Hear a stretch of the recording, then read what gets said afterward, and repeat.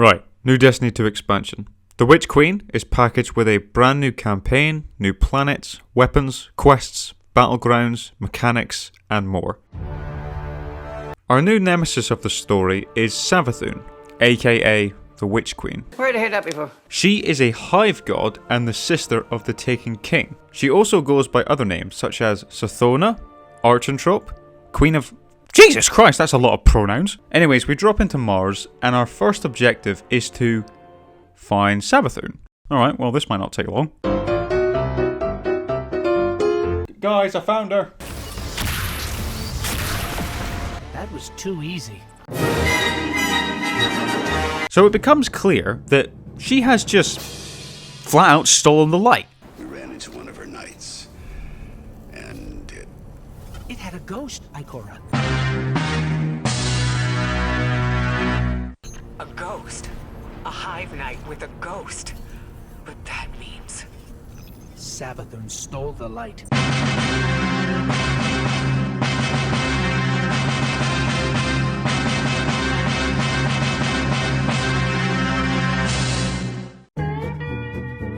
I suppose this goes without saying, but we didn't actually kill her 30 minutes in. We killed you. No. You killed a double. You think we didn't know of your plan? we always know. But it does set up the remainder of the story to uncover more about the throne world, Savathun herself, find out more about her motivations. Anyway, I was absolutely hooked. I personally think it's absolutely atrocious that she thinks she can just come over here, take our light, our jobs, our women, especially considering without any legal negotiation. I don't care if you have any shortages. Brexit means Brexit. Anyway, let's get right into... Oh, crap. The light level reset. 1420. Alright, what am I? Bastards. Alright guys, you just hold tight. I won't be a minute.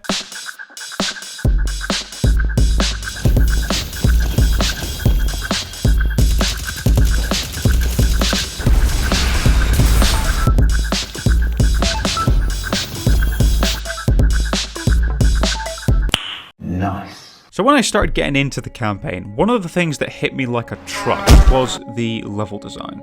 In my opinion, easily the best visual display out of all the exploration maps available in Destiny 2. Given that Savathun shaped this world in her own image, it has a suitable degree of authenticity that helps immerse you in the world, but at the same time it has that aesthetic appeal, which results in it just looking so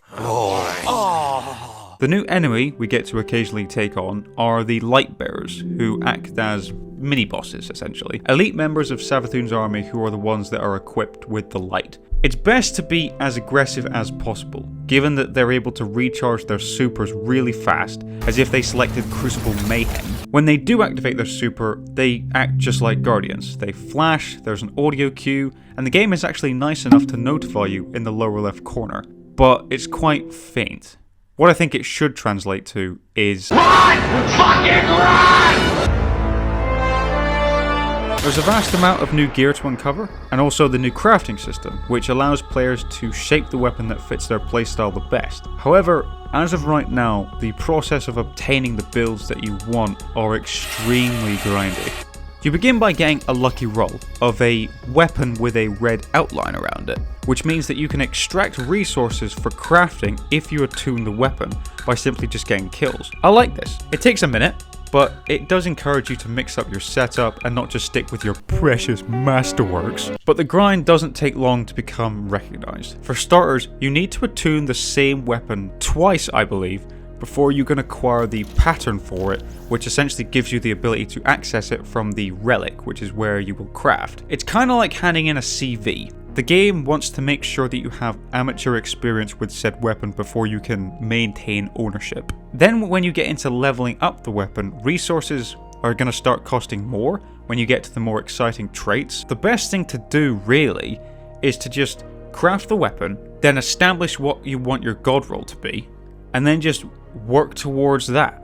Don't at any point come back and just marginally upgrade the weapon at level 5, 6, because you are going to be increasing the grind even more. So either what Bungie are going to have to do is tone down the number of resources they charge you, or just give us more for harvesting. Some new exotic weapons to play around with, like the Grand Overture, a 20 round LMG that shoots motherfucking missiles. Missiles? Are you bloody insane? The glaives, both legendary and exotic, are pretty neat. Oh yeah, and I almost forgot, there's also the Ostia Striga that you get for completing the main campaign, which I've just done, so I'll just go get it out for you right this...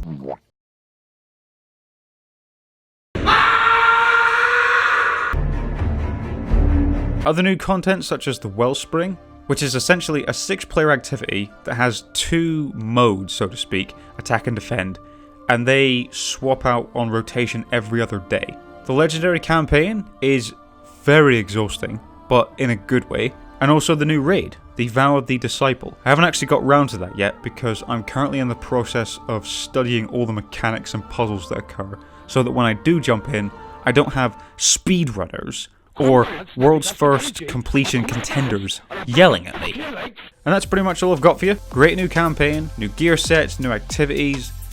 It's just that old formidable grind that just never ceases to take a day off. Anyways, thank you guys for watching. Promise me you'll look after yourself so that we can meet again.